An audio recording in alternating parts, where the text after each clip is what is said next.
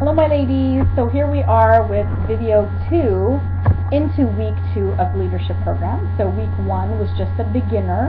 I wanted you guys to read chapter 1 and I wanted you to ease into the program, so I gave you something really easy to do for the challenge.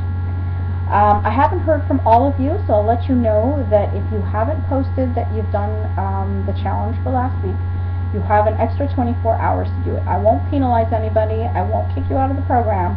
I just want to let you know that you won't have any extra time at the end to be able to complete your challenges. So the more you miss, the more you'll have to complete to be able to graduate the program. And this is not a stressful program. This is a 10-week program to help you build your business and to give you and teach you the tools that you need to be able to make a routine in your life to be successful. So with that being said, if you accumulate all the challenges at the end, you'll have no time to complete it all, and it won't be as productive as it should be. So you've got an extra 24 hours to do week 1's challenge, which was really simple, and now you have until Sunday midnight my time, which is Monday 2 o'clock in the afternoon your time. So sorry, I had to do that really quickly. I'm usually better than that, but today's been a long day. So yeah, so that's all I want to say about that. So we read chapter 1, and I'm going to highlight some tidbits and some really good information if you didn't already pick it up from Sarah in her book. So let's start. One thing that we have in common with direct sales that she wanted to say was that usually the majority of the women that get into direct sales have something in common. And what do they have in common? She's a teacher, I work for the government, some of you might work in office, some of you might work in retail. We all have our lives. We're all wives, we're all moms, we're all girlfriends.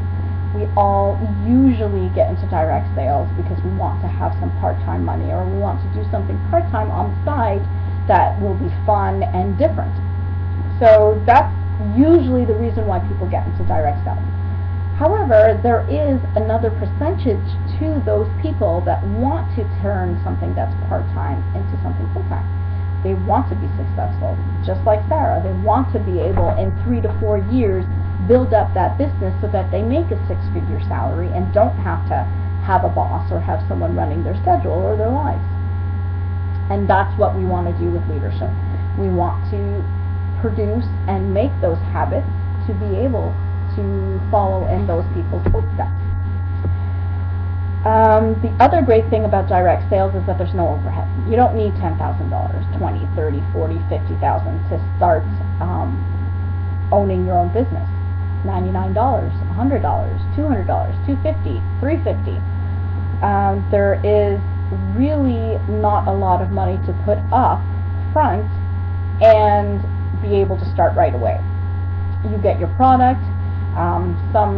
Some companies will give you stationery. Some companies will give you receipts.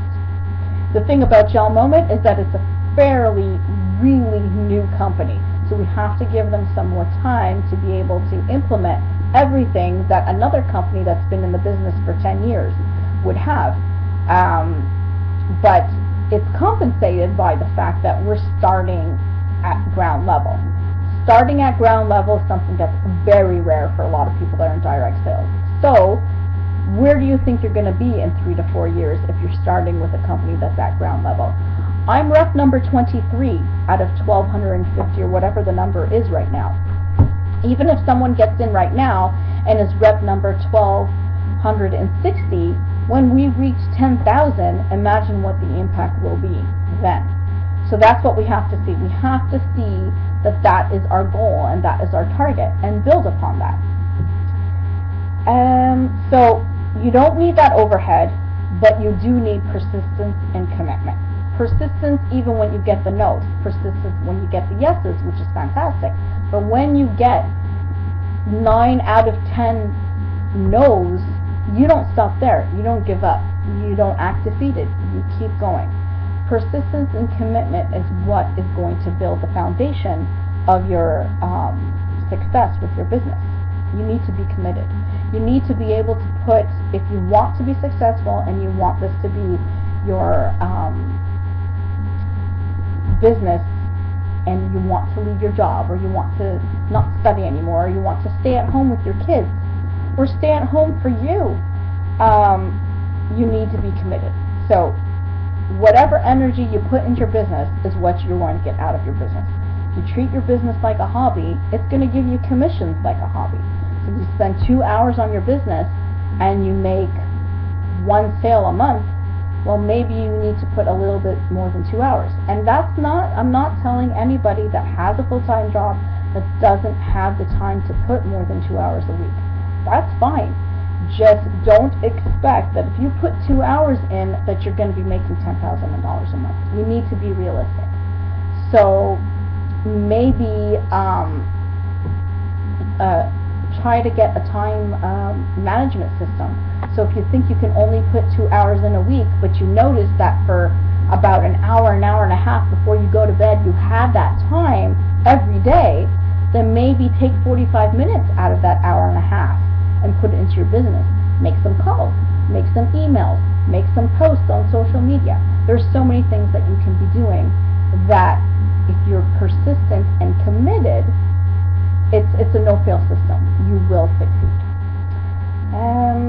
So Sarah, what she did was, she earned, after I believe it was 3 to 4 years, instead of earning 6 figures yearly, she was earning it monthly. So imagine how persistent and how committed she was to her business to be able to do that. So look at yourself and picture yourself where you'll be 4 years from now with Gel Moment. We're at 1250 reps. Let's say you have a downline of 5 and you did that in 6 months. Well, multiply that 3 or 4 years down the line and look at your number. How does that make you feel? Does it make you feel like, wow, that's a great amount of people on my team, yes, I can do it? Or does it make you feel like, well, actually that's not enough? Well, if it's not enough, then what do you think you have to do to reach that goal? Make yourself a vision board. I'm not going to make it a challenge, but make yourself a vision board. Put what you want to be doing, or what you see yourself doing 5 years from now with Gel Moment, and make it happen. That's what leadership is about. The great thing about Gel Moment and direct sales is that what do we give back to the people that we meet?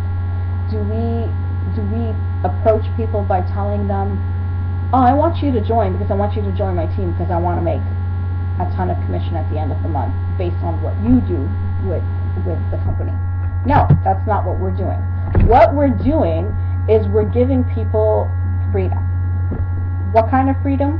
We're giving the potentials that we meet the freedom to make their own schedules, the freedom to make commission, the freedom to build their own business, the freedom to be a success just like what we want. So what you're doing is you're putting them in your shoes, and you're putting yourself in their shoes because you were like them once upon a time. So if you can spread that message with the same passion that brought you in to direct sales and Gel Moment, then you're not going to have to explain a lot to be able to bring them in. And I guarantee you, if you post on your Facebook page and you share all your milestones and everything that you're doing with your company, people will follow you. People will ask you. People will message you and say, I want to see what you're talking about. I guarantee you. So we're giving the people the freedom to control their own destiny, basically, because that's what we're doing. You want to offer the people the opportunity to share this opportunity with them, and to share the family that we've created, and to have them grow with us. So you always have to approach it with, you'll have the support, not only of you, because you'll be their upline, but your upline, and your upline's upline, me, and my upline, which is Amalia. So they have that huge family to look to with their questions, with their, I'm feeling kind of down today on my business, can you give me some tips? Can you give me some tricks? Can you give me some advice? Can you give me some guidance? That's what we're here for. I don't mind if anybody messages me. It doesn't have to be my direct downline. It could be someone that's not even on a level that's giving me commission. I will not refuse someone to message me for info. The only time that I will suggest that someone else should answer them is if I know that they have an upline that is hugely supportive, that knows their info, that is working the business and is aware of what's going on. That is the only time, because I know that their upline can do it and probably wants to do it. There are some people that have some reps that don't want to work the business the same way, and that's fine, because that's what direct sales is all about. You have the freedom to be able to work the business like you want. You have the control. So above all else, Sarah mentions that everyone must be coachable. Even I must be coachable. We're all learning. I'm by no means an expert with direct sales. I've got about 3 years of experience with it. I'm learning every day. Every day I'm learning something new. Every day I'm teaching you guys something new. Every day I get a new message about a situation that I've never had before, or I get a new question from a potential or a client that I've never heard before and I don't know how to answer. But we must be coachable. That being said, if someone tells you another way of looking at something, don't take it to heart. Don't think that you're doing a bad job. Don't think that you're a failure, because you're not. Because we're all here to learn, and we're all here to learn together. We need to make growing our business stress-free, and that's what it is, stress-free. It's supposed to be fun. It's supposed to be, you're supposed to think of business because you want to succeed, but you also don't want to have that stress that I felt when I was working for the government, or the stress that you feel when you need to meet a deadline in your office.